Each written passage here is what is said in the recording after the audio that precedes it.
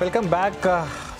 Reuters पर news आई है कि सीसीआई ने जोमेटो और स्विगी के फूड डिलीवरी कारोबार में नियमों का कुछ उल्लंघन पाया है।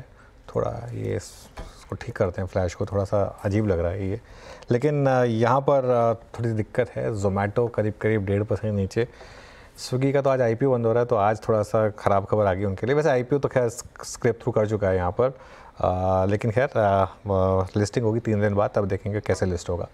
चलिए अब बात करते हैं। हमारे साथ हमारे बिग मार्केट वॉचेस हमारे एक्सपर्ट एल्केमी कैपिटल मैनेजमेंट के क्वांट हेड और फंड मैनेजर आलोक अग्रवाल जुड़ गए हैं। आलोक जी से बात करने में बहुत मज़ा आता है वैसे।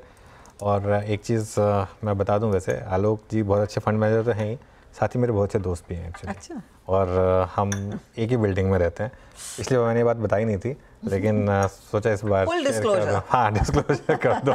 वैसे खैर ऑब्वियसली आप जैसे ये जैसे मैं कह रहा हूँ कि आलोक जी का बहुत अच्छा ट्रैक रिकॉर्ड है मार्केट में पिछले 20 सालों का। आइए उनसे समझते हैं कि अब मार्केट में क्या करना है। आलोक जी गुड आफ्टरनून। तो क्या थोड़ा सा पैनिक है मार्केट में, थोड़ा डर है, ये जो एफआईएस की सेलिंग आ रही है रिलेंटलेस, क्या हम स्टेज में आ गए हैं कि जितनी भी डोमेस्टिक बाइंग हो जाए वो उसको कॉम्पेंसेट नहीं कर पा रही है? हाय अनुज, यस, ये तो देख रहे हैं हम दैट एफआई की काफ़ी सेलिंग है। और अगर मैं पिछले करीब 6 हफ्तों का टोटल भी करूं तो रफली $13 बिलियन के आसपास एफआईज बेच चुके हैं। तो वो काफ़ी बड़ा नंबर है। अच्छी बात यह है कि उनके सेलिंग के सामने उतनी ही बाइंग डीआईएस की भी हो रही है।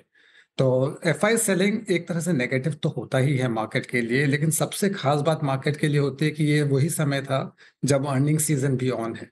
एंड अर्निंग्स के वक्त में अगर थोड़ा डिसअपॉइंटमेंट हो, वो भी ऐसे वक्त पे जब एफआईज भी सेल कर रहे हैं और वैल्यूएशंस भी चीप तो डेफिनेटली नहीं है, तो ऐसे समय पे थोड़ी सी दिक्कत तो रहती है मार्केट के प्राइसेस में, और वही हम देख रहे हैं। इंडाइसेस में तो करेक्शन थोड़ा बहुत दिख रहा है, लेकिन ब्रॉडर मार्केट्स में बहुत सारे स्टॉक्स पीक से 20-25% गिर चुके हैं। तो सवाल फिर आलोक जी यही है, इतनी करेक्शन के बाद और जहां पर एफआईआई कोई मौका नहीं छोड़ रहे पोजीशन काटने का, रिटेल की तरफ से अभी तक इंटरेस्ट बना हुआ है, क्या उनको भी थोड़ा सा एक पॉज करना चाहिए? क्योंकि हम ही एग्जिट दे रहे हैं उन सारे बड़े स्टॉक्स में, इन दिग्गजों को। अब वो बेच रहे हैं तो किसी कारण ही बेच रहे हैं। नहीं, अगर मैं नंबर्स को पुटअप करूं तो जो $13 बिलियन एफआईज ने बेचा है वो इंडिया की मार्केट कैप के हिसाब से रफली 0.25% ही होता है। और अगर एफआईज की सेलिंग बाकी इमर्जिंग मार्केट्स में देखें तो वो भी लगभग इसी रेंज में है। तो कहने का मतलब ये है कि वो इंडिया सेल नहीं कर रहे, वो एक ब्रॉडर बास्केट इमर्जिंग मार्केट्स को सेल कर रहे हैं। सेकेंडली, पास्ट में 10-12 बार जब भी इस तरह से बड़ी सेलिंग आई है एफआईएस की, उसके बाद देखा गया है कि जैसे ही वो सेलिंग रुक जाए या कम हो जाए तो उस वक्त में शार्प रिकवरी भी आती है मार्केट्स में। तो अगर वो रिकवरी आने के चांसेस जो कि हमें हायर लगते हैं, बिकॉज इंडिया के ग्रोथ नंबर्स ठीक ठाक चल रहे हैं, नॉमिनल जीडीपी 10-11% के आसपास डेफिनेटली रहना है। अर्निंग्स ग्रोथ कॉर्पोरेट साइड में थोड़ी नीचे आई है, 3-4 साल बड़े अच्छे नंबर्स आए भी थे, उसके बाद एक ब्रीदर, एक सांस ले रही है corporate earnings.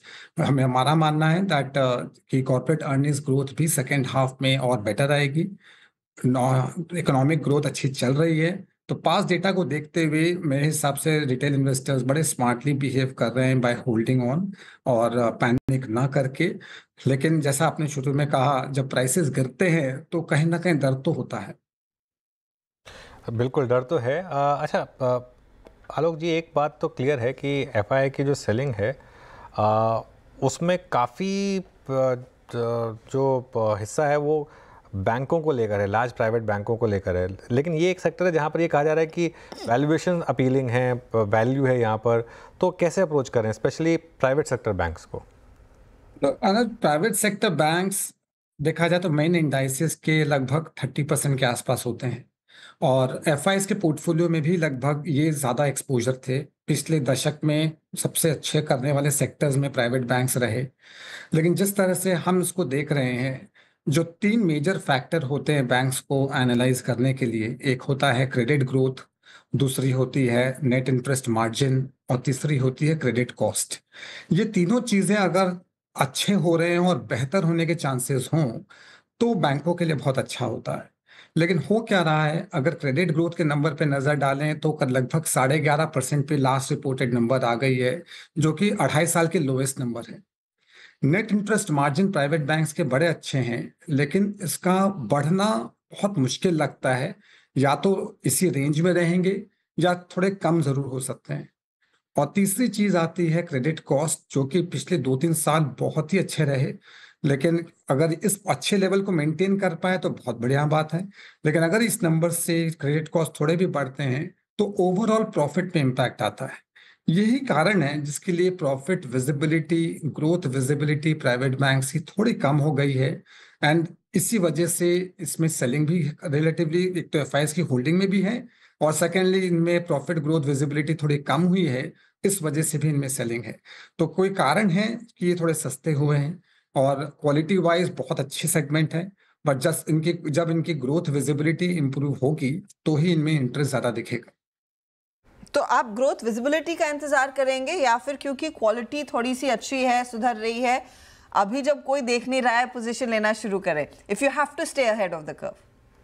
If I have to stay ahead of the curve तो मैं ग्रोथ विजिबिलिटी इंप्रूव होने की वेट जरूर करूंगा, ताकि जो फैक्टर्स है इंप्रूव हो पाए। इनमें से एक फैक्टर जरूर अच्छा हुआ है कि अभी तक हर फोर्टनाइट जो डेटा आता था उसमें deposit growth number credit growth number के काफी पीछे रहती थी।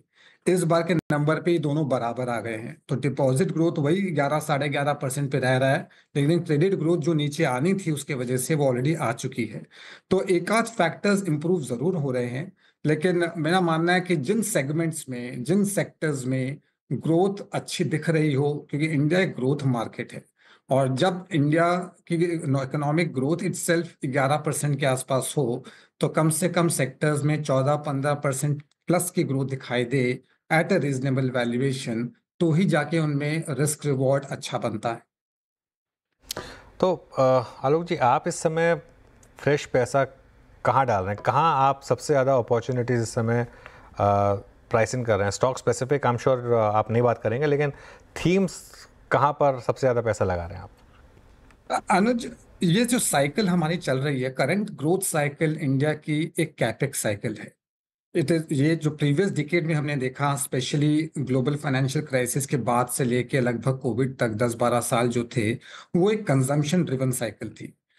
कोविड के बाद हमने एज इट इज के शेप रिकवरी वर्ल्ड ओवर देखी है, इंडिया में भी देखी। वी हैव हम जो टॉप 5-10% ऑफ पॉपुलेशन उसके कंट्रोल करने वाले जो सेगमेंट्स हैं, वो सेगमेंट्स तो अच्छा कर रहे हैं, लेकिन ब्रॉडर इकोनॉमी के कंजम्पशन पैटर्न्स उतने अच्छे नहीं थे। साथ ही साथ गवर्नमेंट का फोकस मैन्युफैक्चरिंग पे जरूर रहा है, और कैपेक्स को बढ़ावा देने के लिए भी जरूर रहा है। तो कैपेक्स ओरिएंटेड ग्रोथ साइकिल तो डेफिनेटली है, इसीलिए जो इंडस्ट्रियल्स और सिक्लिकल्स थीम है वो बहुत बेटर पोजीशनड है। उनमें करेक्शन जरूर आया है ऑलरेडी लास्ट 2-3 महीने में। उसका एक कारण ये भी है कि FY25 में जहां गवर्नमेंट का बजट 11 लाख करोड़ रुपए खर्च करने का था, दैट इज लगभग 93,000 करोड़ रुपए पर मंथ, वो 11 लाख करोड़ में से उन्होंने पहले 6 महीने में सिर्फ 4 लाख करोड़ ही खर्च किए हैं। तो जो पेस है खर्च करने का, लाइक्लीहुड है कि सेकेंड हाफ में आएगी।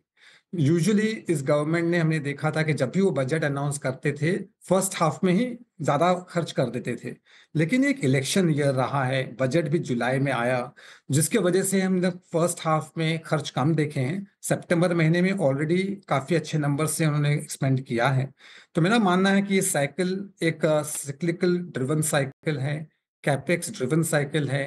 इंडस्ट्रियल्स, मैन्युफैक्चरिंग, इलेक्ट्रॉनिक मैन्युफैक्चरिंग, ये सेगमेंट्स बहुत बेटर प्लेस्ड है बजाय कंजम्पशन के, जो कि जो ब्रॉड बेस्ड कंजम्पशन होता है। डिस्क्रिशनरी तो डेफिनेटली अच्छा करती है, लेकिन ब्रॉड बेस्ड कंजम्पशन उतना अच्छा नहीं कर पा रही। टेक्नोलॉजी को लेकर आपका रवैया, रणनीति क्या रहेगी? क्योंकि of course 2 rate cuts America में, और होपफुली वहाँ पर स्थिति बैंकों की, बाकी फाइनेंशियल इंस्टीट्यूशंस की बेहतर होने लगेगी इसके बाद। ये कितना ट्रिकल डाउन कर सकता है डिसीजन मेकिंग में, जो अब तक नदारत थी ज़्यादातर आईटी कंपनियों की कमेंट्री में?